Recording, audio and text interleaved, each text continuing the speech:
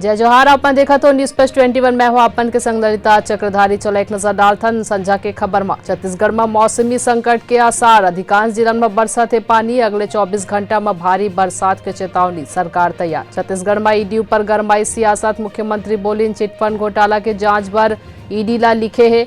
रमन सिंह कहने में मोर समर्थन भी। ईडी मनी लॉन्ड्रिंग में अर्पिता मुखर्जी ला घलो करीन गिरफ्तार। कावड़ यात्री के मार्ग ला ड्रोन और हेलीकॉप्टर ले नजर रखी यूपी सरकार। तेलंगाना के राज्य में 13 नवा मंडल बनाए गए। स्कूल मंडल के संख्या 607 हुई। दिल्ली के मालवीय नगर में सेक्स रैकेट के भांडाफोड़, 10 लड़की मिली, 3 विदेशी अरेस्ट। कांग्रेस के आरोप, स्मृति के बेटी गोवा में अवैध लाइसेंस ले बार चलाते। केंद्रीय मंत्री बोलिन कोर्ट में जवाब मांगू।